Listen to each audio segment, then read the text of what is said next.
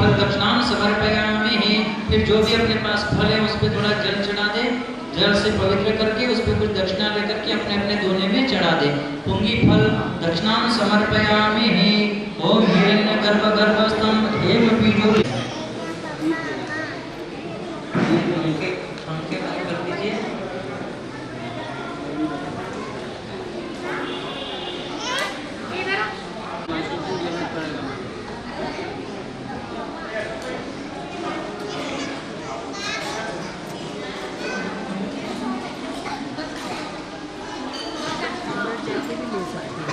लेकिन पूरे गोले में घुम जाए वो भी बातें ना करेगा कि सत्संग प्रांगण में घर में बाता बाहरी बाता में बाता पानी जाता में बाता पानी कभी उठेगा जम मारेगा लाता हर जगह बातें सब बातें करते श्री कृष्ण शरणम मम। केवल भगवान का ही नाम उच्चारण होना चाहिए। हे गिरधर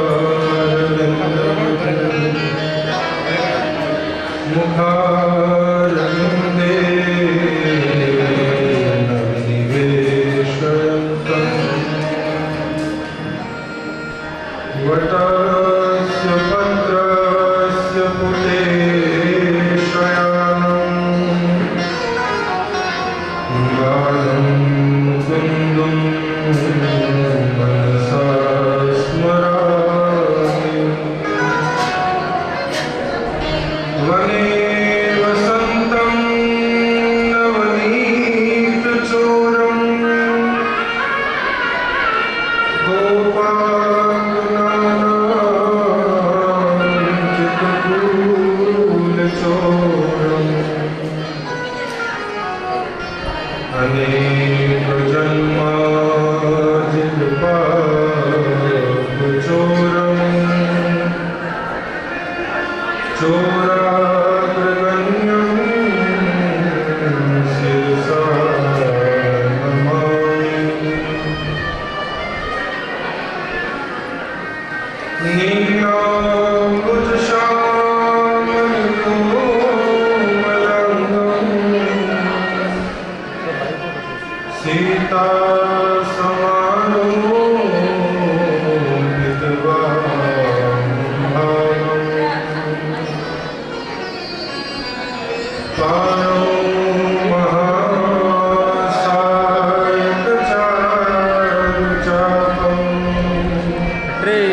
उधर बैठ जा, उधर बैठना।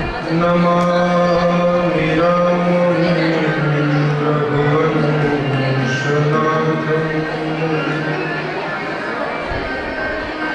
रामाय रामभद्राय रामचन्द्राय वेदसे रघुनाथाय नाथाय सीताय पतये नमः।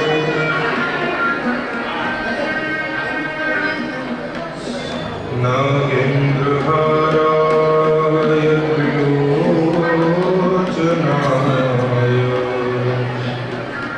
भस्माङ्गरागाय महेश्वराय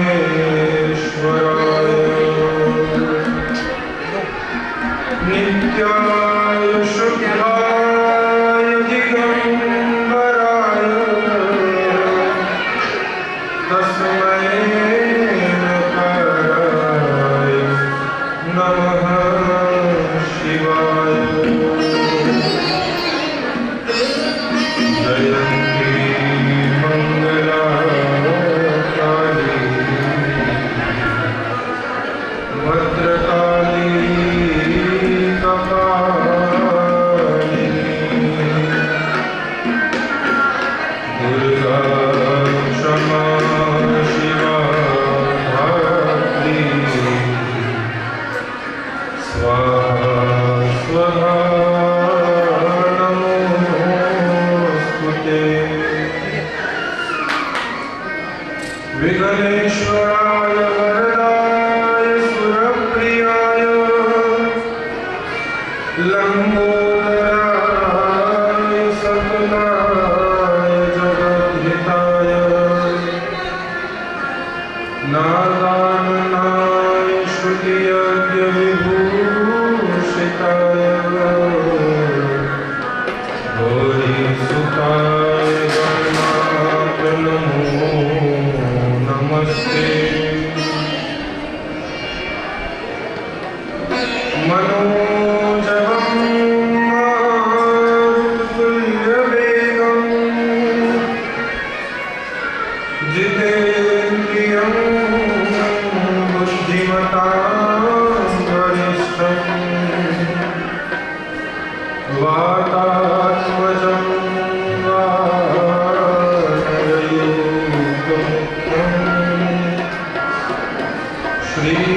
श्रीरामदूतं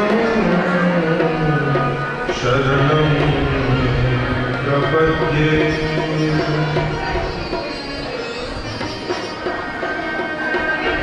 राम राम समारंभा रामचरणमाय मध्यमा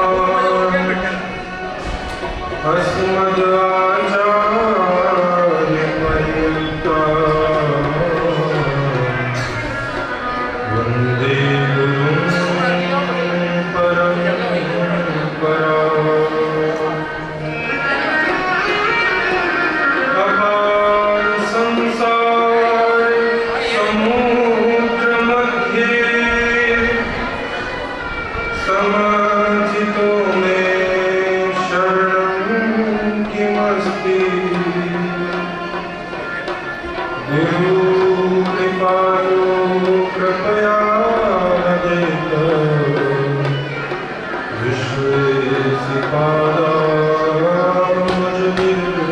विश्वेशिपादामजनिर्मुक्ता। धर्मो विवर्धति कीर्तनेन पापं प्रणश्यति मृकोदरकीर्तनेन शत्रुर्विनश्यति धनञ्जयकीर्तनेन माद्रीसुतो कथयता भवन्ति योगाः। भक्ति भक्त भगवंत गुरु चतुरनाथ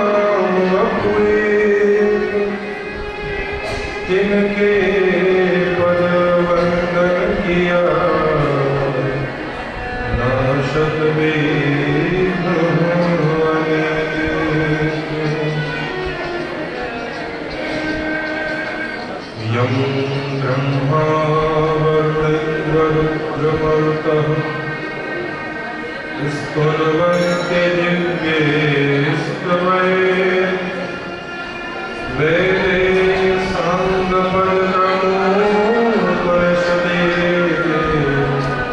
गायन्ति यं साङ्गाः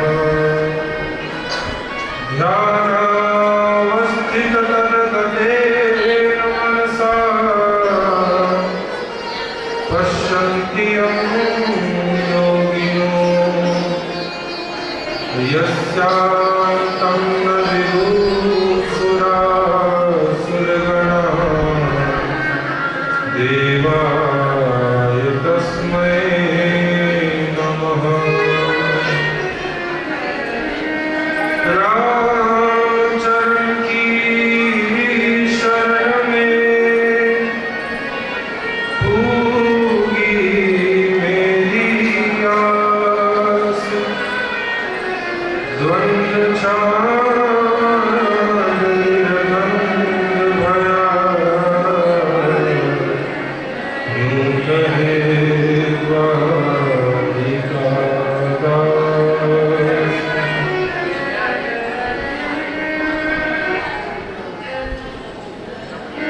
परम मंगलमय सर्वांतर्यामी सर्वोत्कृष्ट सर्वनियंता सर्वेश्वर सर्वव्यापक घटघटवासी अविनाशी सुखराशि स्वरूप अचिंत्य अनिर्वचनीय अप्रमेय नित्य निरंजन निराकार सत्यमनंतर ब्रह्म सच्चिदानंद स्वरूप विराट विश्वात्मा पुराण पुरुषोत्तम भगवान श्री कृष्ण के दिव्य युगल श्री चरणारविंदों में बारंबार कोटिशः प्रणाम। अनंतर आशुतोष अवतरदानी भगवान श्री दीपनाथ महादेव के श्री चरण कमलों में अनंत अनंत बार प्रणाम निवेदन करते हुए श्रीमद् भागवत महापुराण ग्रंथ रचनाकार महामना पाराशरनंदन कृष्ण द्वैपायन श्री वेदव्यास भगवान के परम पावन पुनीत श्री चरण कमलों को बारंबार अभिवादन करते हुए परमहंस वितराग गर्भयोगी श्री सुखदेव जी महाराज एवं राजा श्री परीक्षित के श्री चरण कमलों को ज्ञानवत होते हुए अंतर्राष्ट्रीय श्री रामस्नेही संप्रदाय अध्याचार्य तपच्चरण स्वामी जी श्री रामचंद्र जी महाराज के श्री चरण कमलों को बारंबार अभिवादन भूत भविष्य वर्तमान के समस्त भागवत श्रोताओं वक्ताओं प्रत्यक्ष अप्रत्यक्ष परोक्ष अपरोक्ष रूप से विद्यमान सभी दिव्य विभूतियों को विमल मति प्रदान करने वाले बुद्धिनायक भगवान श्री गणेश, बुद्धि प्रदाता बुद्धिदात्री माँ भगवती शारदा के श्री चरण कमलों का स्मरण करते हुए सद्गुरुदेव भगवान के श्री चरणारविंदों में श्रद्धा भक्ति प्रीतिपूर्वक परम पावन पुण्य की स्मरण समर्पित करता हूँ। परम आत्मीय अनुरागी भगवत पाद पद्मों में अनन्य प्रेम को प्रदर्शित करने वाले महानुभाव श्रद्धा भक्ति वात्सल्य की प्रतिमूर्ति मंत्र शक्तियां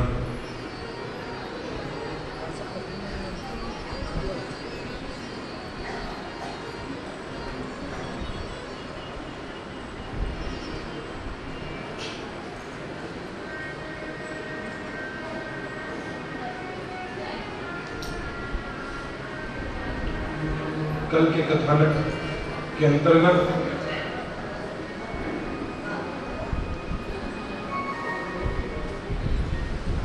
जिनके लिए नारद भक्ति सूत्र में महात्मा नारद ने परम मंगलमय सूत्र प्रदान करते हुए कहा, रसो वै सह, अर्थात जो स्वयं रस के अवतार है, रसिक शिरोमणि है, ऐसे परम लीला पुरुषोत्तम योग योगेश्वर भगवान श्री कृष्ण का जन्म महोत्सव आप हम सभी ने बड़े ही हर्ष उल्लास और आनंदित हृदय से मानो भगवान साक्षात हमारे इस भागवत पांडाल में प्रकट हुए हो, ऐसे अनन्य भाव को हृदय में धारण करके उस उत्सव का आनंद लिया। भक्ति प्रेम के रस से आप हम सभी सारोबार हुए हैं। उसी भक्ति के रस को, उसी प्रेम की अविरल धारा को पान करवाने के लिए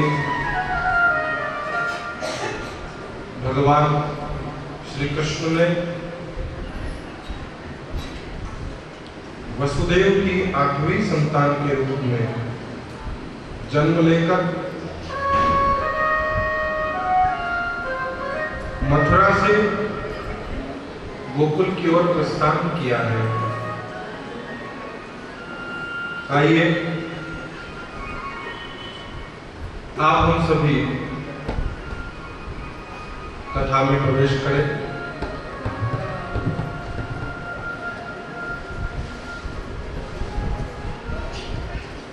जब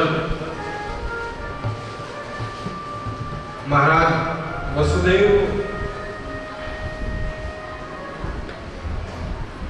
बालकृष्ण को अपने प्राणों के दुलारे लाल को नंद भवन में महारानी यशोदा के समीप सुलाकर उनकी कन्या को लेकर वापस मथुरा को आ गए। जब ब्रह्म आए तो सारे बंधन स्वतः ही अपने आप खुल गए थे।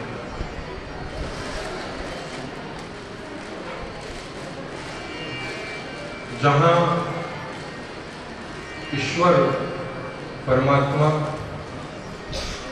जहां भगवान का आगमन होता है, वहां संसार के कर्म काशाय के, संसार के विकारों के, संसार की वासनाओं की जो बेड़ियां जीव को जन्म जन्मांतरों से जकड़े हुए हैं,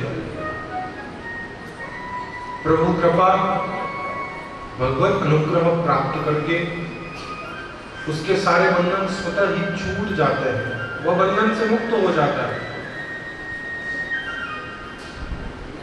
लेकिन जैसे ही भगवान की योग माया को साथ लेकर के मथुरा में प्रवेश किया, कारागार में पहुंचे,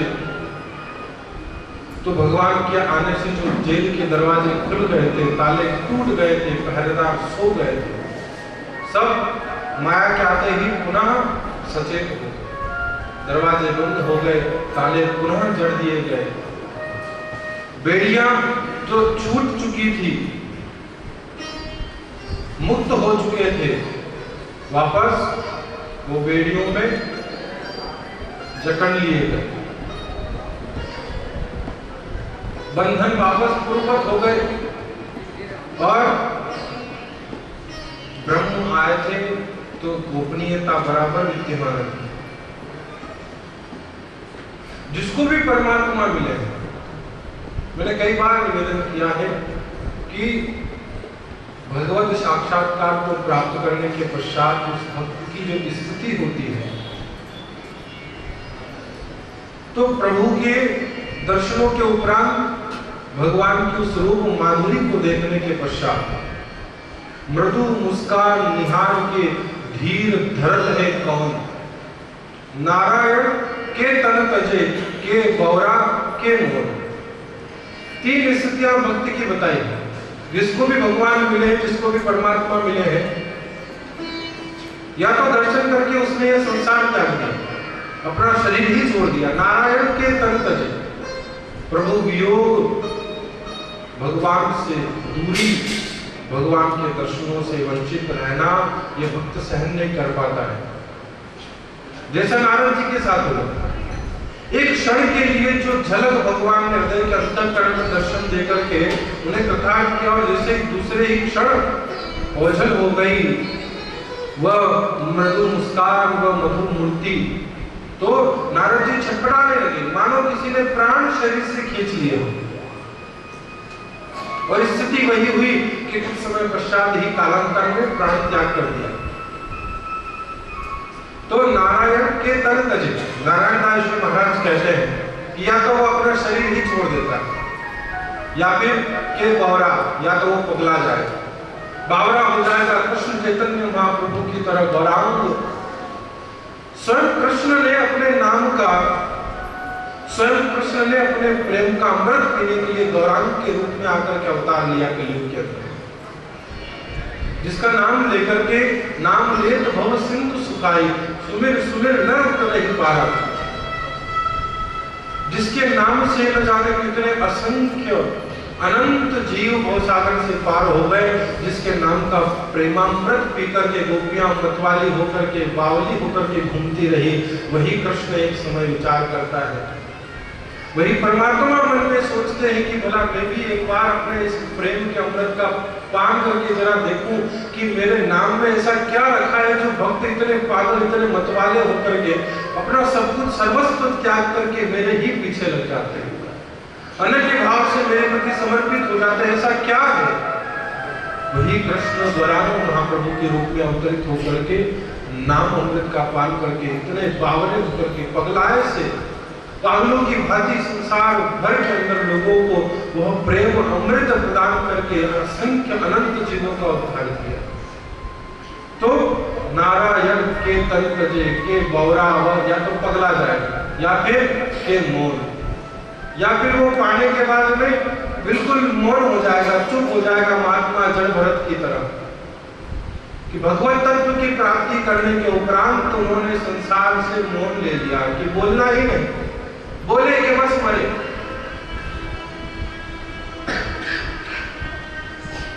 तो ये तीन अवस्था भक्त की बताई गई है। इन तीन अवस्थाओं में भक्त स्थित हो जाता है, या तो वह तन शरीर का त्याग कर देगा, या पगला जाएगा, या मौन धारण कर देगा। लेकिन जब माया आती है तो जीव इन तीनों दशाओं को तो प्राप्त होता है, लेकिन उसकी दशाओं की स्थिति, उसकी दशाओं का वर्णन पृथक बताया है। बावला भी होता है, मौन भी लेता है, और अपने अंदर की आत्मा को मार भी डालता है। माया के आने का प्रभाव, माया दौलत कहत है और दो ये लागता मान, आती देवे कमर में और जाती छाती मान। माया का स्वरूप है, माया जब आती है तो माया बंधनों में जकड़ती है, माया आपकी आत्मा का हनन करती है। मरता तो वहां भी है जीव, लेकिन उस मरने में, एक मरने में आनंद है और एक मरने में बंधन है। एक के लिए मृत्यु उसके सामिप्य को देती है, उसके सानिध्य को प्रदान करती है, और माया के सानिध्य में, माया के पीछे मरने वाले को बंधनों में, जन्म मरण के चक्कर में बार बार आकर के जन्म लेना, मरना स्वीकार करना पड़ता है। तो ऐसी स्थिति दोनों जगह होती है। वो मरता भी है, माया को भी प्राप्त करने वाला, माया को पाकर के भी मरना पड़ेगा, लेकिन उस मरने में वह सुख नहीं है जो परमात्मा के कृष्ण के नाम को, नाम अमृत को पी करके उसके लिए सर्वस्व न्यौछावर करने में जो आनंद है, वो माया का स्वीकार, माया को अंगीकार करने में नहीं। ब्रह्म को स्वीकार, ब्रह्म का अंगीकार आपको बंधन मुक्त बनाएगा और माया का शिकार आपको बंधनों में बांधेगा। वसुदेव जी के पास जब ब्रह्म का अंश परमात्मा स्वयं अपने रूप से प्रकट हुए तो स्थिति यह हुई कि सारी बेड़ियां खुल गई थी और जैसे ही योग माया को लेकर के आए सारे बंधन बंध गए। परमात्मा मिले तो किसी को कानो कान खबर नहीं हुई और माया जैसे ही आई तो इसने अपना खेल अपना कौतुक दिखाया और रुदन करने लगी बालिका। पहरेदार सचेत हुए, जागे, पता चला अरे कोई कुछ न कुछ हुआ है, प्रसव हो चुका है, संतान हो चुकी है। दौड़े दौड़े भागते दौड़ते गए कंस के पास। कंस तो वैसे ही परेशान था, चिंता था। जाकर के जैसे ही कहा महाराज महाराज आपका काल जन्म ले चुका है। जैसे ही ये सुनना हुआ उनकी संतान हो चुकी है, अब तो हड़बड़ाए। मध्यरात्रि के उपरांत मिले हुए उस समाचार को सुनकर के कंस हड़बड़ी में जैसे ही अपने शैया से अपने शयन कक्ष से उठ करके बाहर जाने के लिए दौड़ा, उसका मुकुट जो था सर से, वो मुकुट सर से गिर पड़ा। पहला अपशकुन यहाँ हो गया। पहले लोग अपने सर की पगड़ी बड़ा संभाल करके रखते थे, पगड़ी नीचे गिरने नहीं देते थे, पगड़ी नीचे रखते नहीं थे। किसी की पगड़ी नीचे रखना मतलब उसकी इज्जत, उसका सम्मान, उसका स्वाभिमान, उसका गौरव उसके सामने वाले के चरणों में रखना है। अगर आपके सामने कहाँ रखी जाती थी, केवल परमात्मा के सामने अपना पगड़ी उतार करके जो है भगवान के चरणों में निवेदित किया करते थे पहले पुराने जमाने में। अब तो वो चलन ही बंद हो गया, पगड़ियां कहाँ गई। कोई दो चार महानुभाव बैठे हुए हैं उस परंपरा को निर्वहन करने वाले, बाकी तो वो पगड़ियां ही गायब हो गई। अब तो पगड़ियों की जगह हेलमेट आ गया, पगड़ियों की जगह हेलमेट आ गया। सुरक्षा उसमें भी थी, लेकिन सुरक्षा के साथ साथ सम्मान भी था। सुरक्षा के साथ साथ सम्मान का एक गौरव था, अपनी एक पहचान की, हर क्षेत्र की अपनी एक अलग कला, एक अलग विधा थी। पगड़ी बांधने का एक तरीका हर क्षेत्र का अपना एक अलग था। जैसे ही 100 किलोमीटर 150 किलोमीटर का एरिया जैसे ही बदला तो वहाँ की परिवेश, वहाँ की बोलचाल, वहाँ का ये पगड़ी का पहनावा पूरा बदल जाता था। तो पता चल जाता था देखने मात्र से कि आदमी किस एरिया का है, किस क्षेत्र का है, कहाँ का निवासी है। आज भी अपने इधर तो बहुत कम हो चुकी है परंपराएं, लेकिन आज भी मारवाड़ के जो लोग हैं जो अपने यहाँ पर आते हैं, ये ऊंट चराने वाले, भेड़े चराने वाले, इनमें देखो कोई भी व्यक्ति बिना पगड़ी का नहीं मिलेगा। वो अनपढ़ है, शिक्षित नहीं है, कम पढ़े लिखे होने के बावजूद भी उन्हें अपने सांस्कृतिक मूल्य पता है। हम पढ़ लिख करके बोले कितने होशियार बन गए, कितनी डिग्रियां हासिल कर ली, लेकिन संस्कृति का कोई भाग नहीं, संस्कृति का कोई ज्ञान नहीं, संस्कृति की पहचान नहीं। एक समय वो था लोग कम पढ़े लिखे होते थे लेकिन समझदार होते थे। डिग्रियां नहीं थी, स्कूली शिक्षा का कोई बोध नहीं था, लेकिन अपने देश के प्रति, अपना देश के कर्तव्यों का, देश की भक्ति के प्रति, संस्कृति के प्रति उनके मन में एक विशेष लगाव होता था, एक विशेष प्रेम होता था अपनी मातृभूमि से, अपनी जगह से, अपने क्षेत्र से, अपने परिवेश से, अपने रहन सहन से, अपने पहनावे से, अपने खान पान से एक विशेष लगाव होता था। गर्व करते थे स्वयं के ऊपर। आज हमें स्वयं को भारतीय कहने में शर्म आती, स्थिति ये हुई। हमको भारतीय कहने में शर्म महसूस करते हैं कि हम भारतीय, हम भारतवासी। नहीं साहब, हम तो इंडियन है। अच्छा, बड़ा आया अंग्रेज, हम तो इंडियन है। वाह साहब, तो ये ऐसी विचित्र परिस्थितियां। प्रसंग चल रहा था कि साहब जैसे ही कंस उठा, सर से मुकुट जो था वो गिर पड़ा, लेकिन उस समय उसे बहुत चीज की ओर, उस घटना की ओर कोई ध्यान नहीं। उसे तो एक ही बात दिमाग में चल रही कि मेरा का गया तुरंत दौड़ता भागता हुआ कारागार में, और देवकी से उस कन्या को छीन करके बलात् हठपूर्वक जबरदस्ती उसे लेने के लिए झपटा।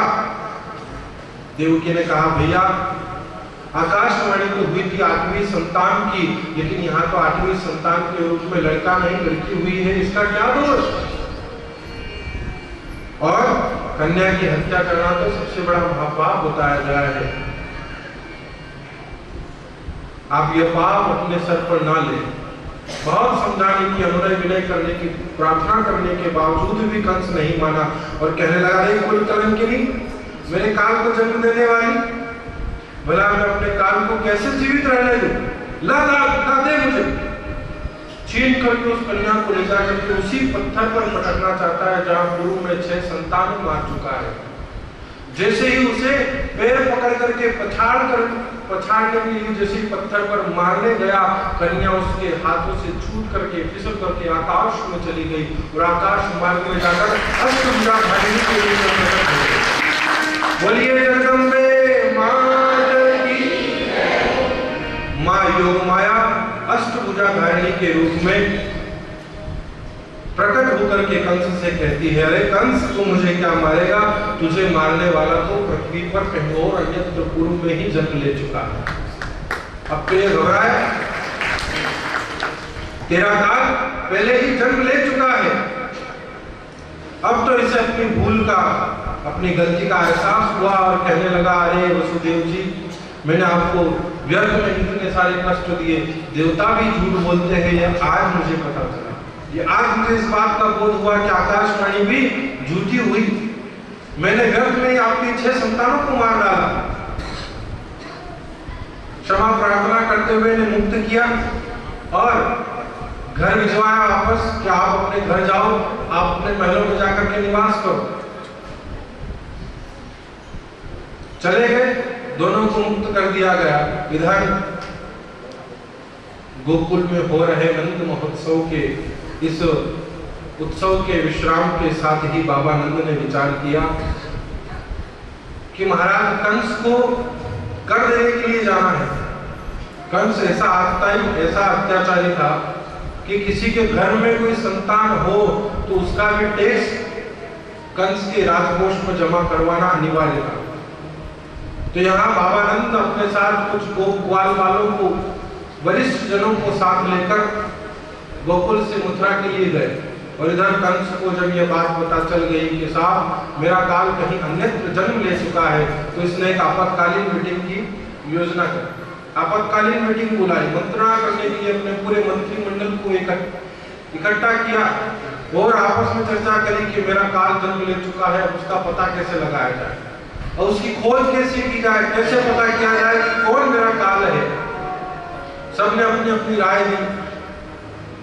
उसमें उतना नाम की एक महिला गुप्तचर ने कहा कि महाराज ऐसा किया जाए कि 6 महीने की अवधि में जन्म लेने वाले जितने भी बालक हैं, 1 दिन से लेकर के 6 महीने तक होने वाले जितने भी शिशु हैं, उन सभी बालकों को खोज करके मार डाल दिया जाए, उन्हें मृत्यु के घाट उतार दिया जाए, तो उसी में आपका काल यदि कहीं होगा तो भी मर करके खत्म हो जाएगा। कंस को यह बात उचित लगी और निर्णय दे दिया गया रातों रात कि जाओ जितने भी आसपास के पूरे मथुरा के राज्य में जितने भी गांव हैं, परगने हैं, उन सभी में जाकर के 6 महीने के जितने भी बालक हैं, उन सभी को खोज करके ढूंढ करके मार दिया जाए। तो यह पूतना पहुंची है गोकुल गांव में, वेश रूप बदल लिया, परम सर्वांग सुंदरी का रूप बना करके यह गांव के समीप जैसे ही उतरी, लोगों ने देख करके कहा ओ देखो देखो देखो, लगता है कोई स्वर्ग की अप्सरा, कोई स्वर्ग की देवी, कोई विशिष्ट बाबा नंद की जो है परिवार की अत्यंत घनिष्ठ कोई जो है मिलने वाली है, उनके रिश्तेदार में है, जो देखो बाबा नंद को बुढ़ापे में जो छोड़ा हुआ उसकी बधाई देने के लिए आई है।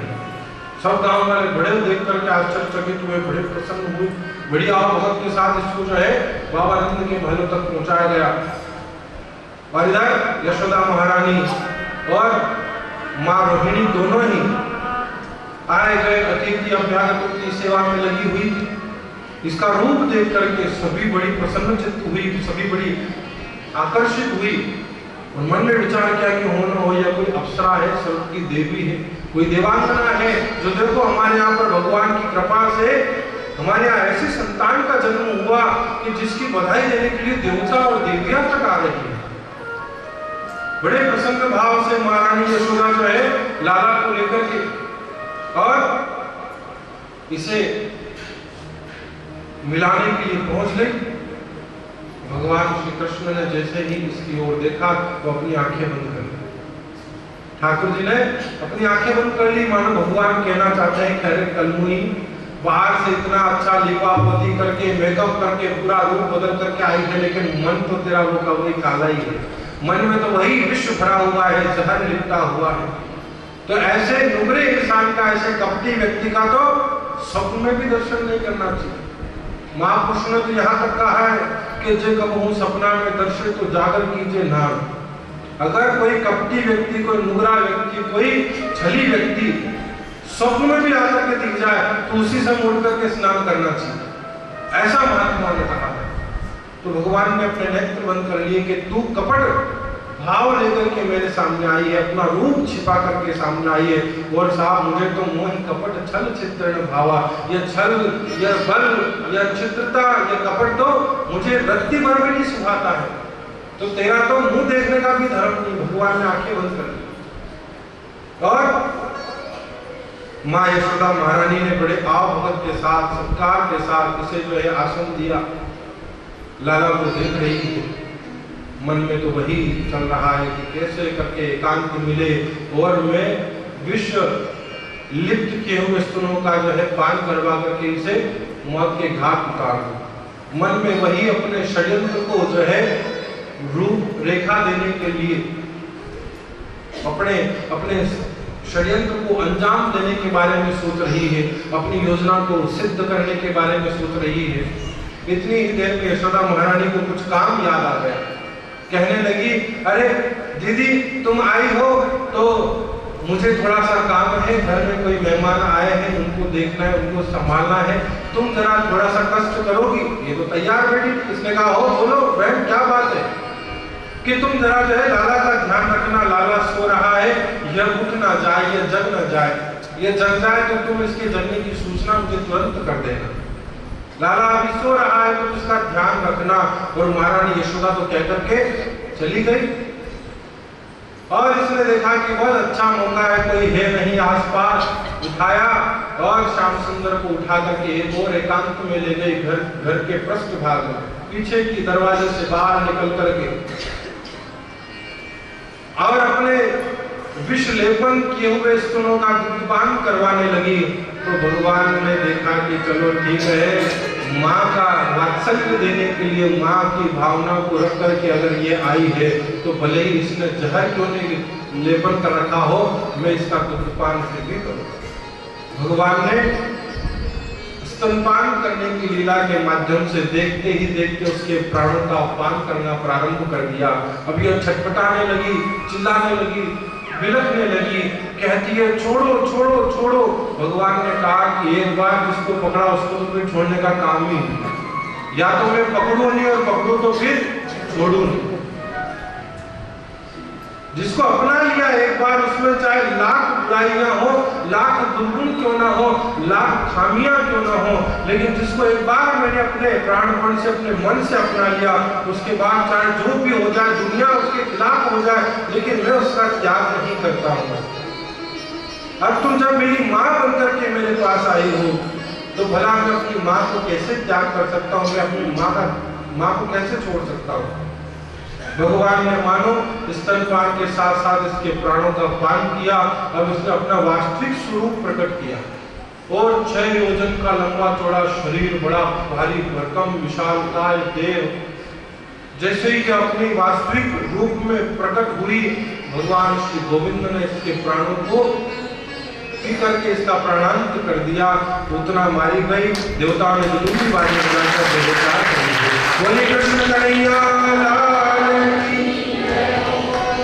अब साहब जैसे पूतना मरी और जैसे इसका शरीर गिरा, 6 योजन की काया के गिरने से जो आवाज हुई, उस भयंकर शब्द ने सबका ध्यान आकर्षित किया। अरे ये क्या हुआ, कोई भूकंप आया है कि धरती फट गई कहीं?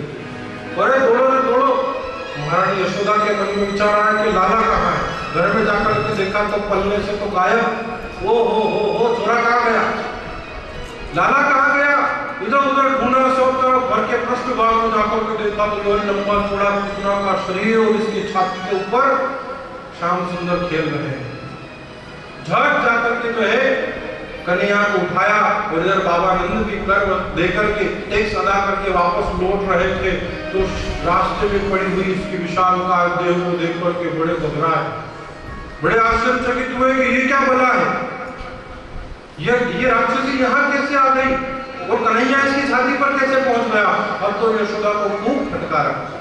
अरे यशोदे, तुझे इतना भी ध्यान नहीं रहा, इतना भी बोध नहीं रहा, न जाने कौन से पुरुषों के आशीर्वाद से, न जाने कौन से पुरुषों की पुण्याई से, न जाने कौन से संत महात्माओं की सेवा के फल स्वरूप यहाँ चौथे पल में जाकर के एक छोरा हुआ और उसको भी तू संभाल के नहीं रख पाई है, उसकी भी साथ संभाल नहीं कर पाई।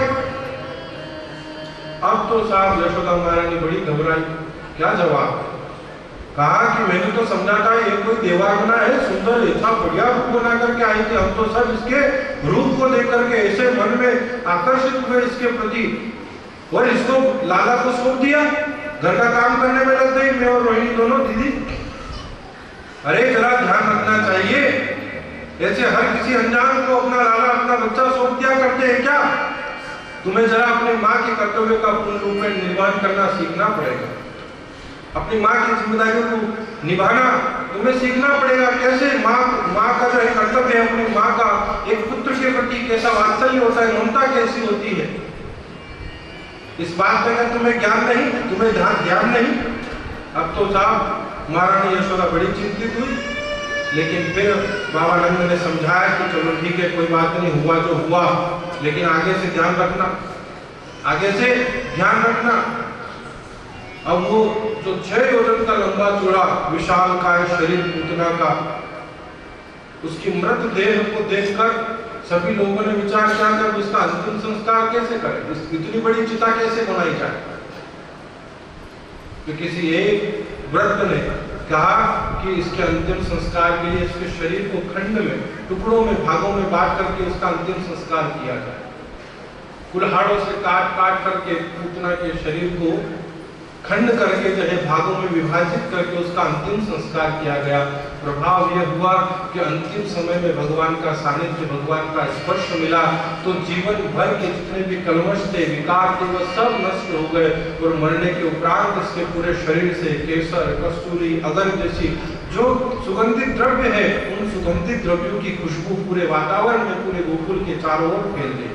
तो भगवान का स्पर्श एक क्षण मात्र के लिए मिला था, उसने भी पूतना के जीवन को परिवर्तित करके रख दिया। यदि प्रेम से, यदि भाव से भगवान को भजा जाए तो साथ हमारे और आपके जीवन को कितनी खुशबू से परमात्मा भर देंगे। महात्माओं ने कहा है कि नटवर नागन नंदा भजोरे मन गोविंदा, केवली नागरी नंदा भजोरे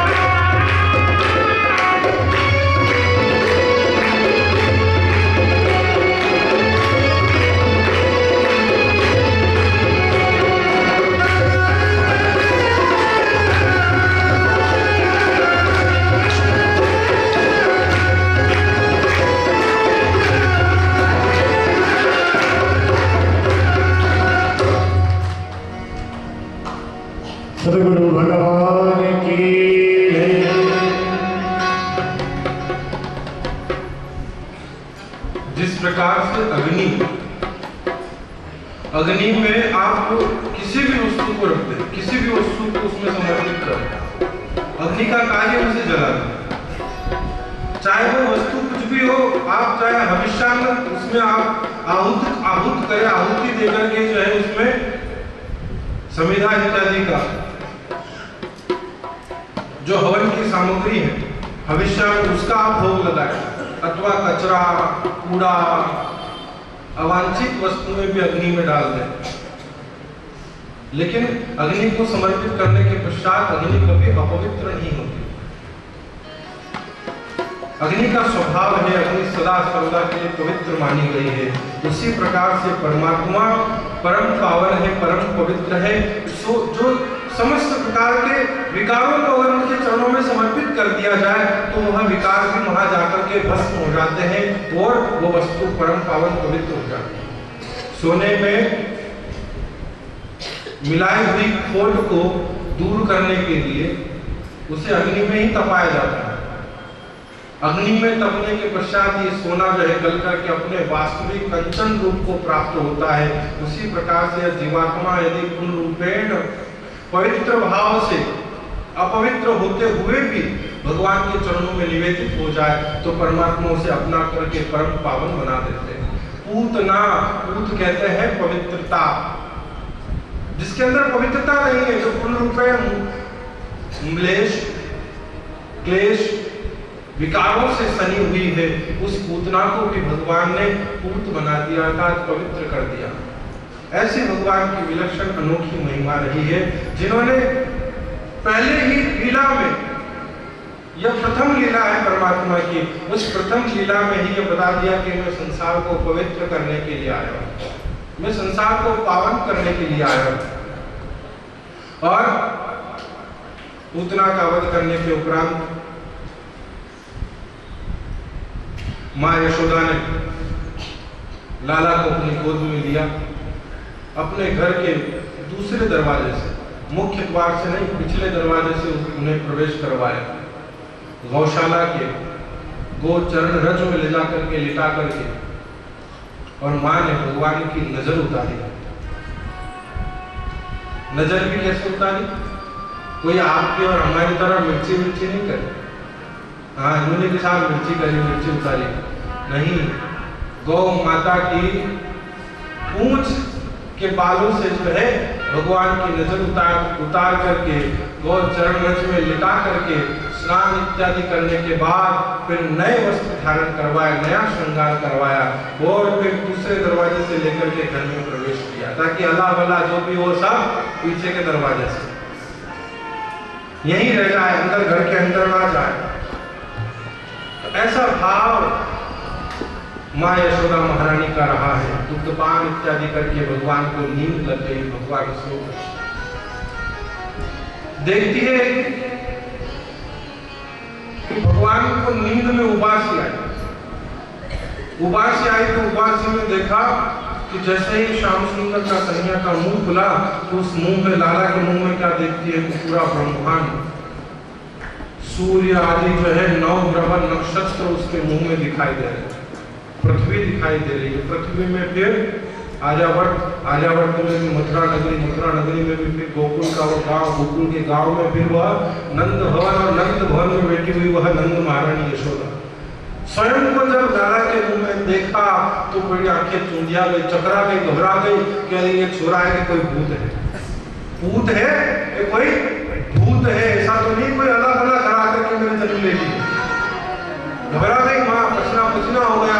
भगवान ने देखा कि माँ डर जाएगी, इसलिए तुरंत झट वापस अपना मुंह बंद कर दिया। फिर बालकृष्ण श्याम सुंदर रोने लगे तो दूध पान करवा करके फिर भगवान को शयन करवाया। ऐसी अनेक अनोखी लीलाओं को करते हुए कन्हैया धीरे धीरे जो है बढ़ने लगे। 7 महीने के हुए नामकरण संस्कार के लिए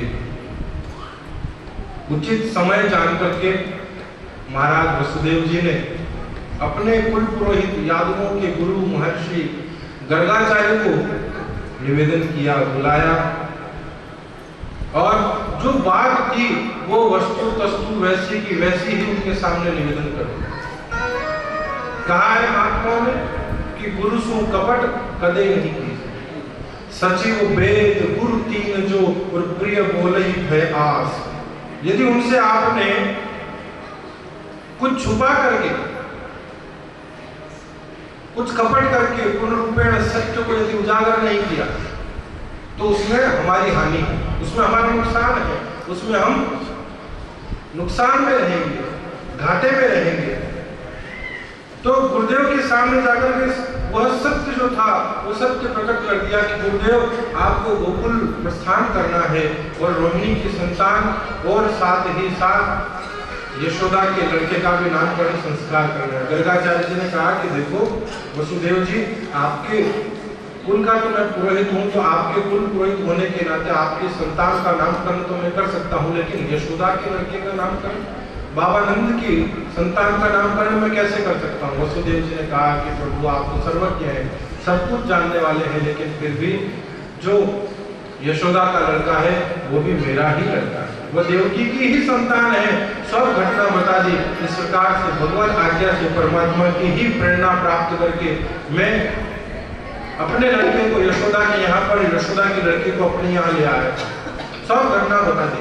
आप कृपा करें और जाकर के इनका नामकरण संस्कार करें।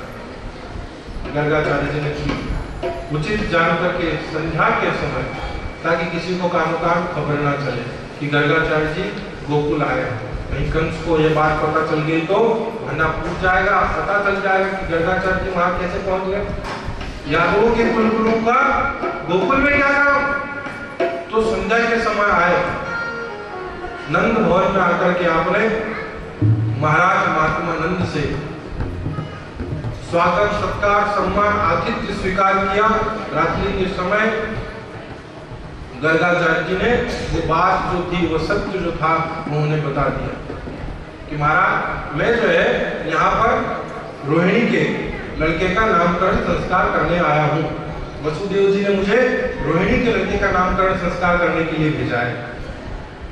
तो बाबा नंद कहने लगे कि गुरुदेव आप इतनी कृपा करके जो मथुरा से यहाँ पधारे हैं, तो इतनी सी कृपा और कर दो। हम ठहरे अनपढ़ गवार, गाय ढाने चराने वाले, गाय बछड़े चराने वाले, हम ठहरे अहिर बाल, हमारे ना तो कोई कुल का पता, ना कोई गुरु का पता है, ना किसी महात्मा का पता, कुछ भी नहीं। आप कृपा करके आ ही गए हो, इतनी सी और कृपा करो कि रोहिणी के लड़के के साथ साथ यशोदा के लाल का भी जो है नामकरण संस्कार कर दो।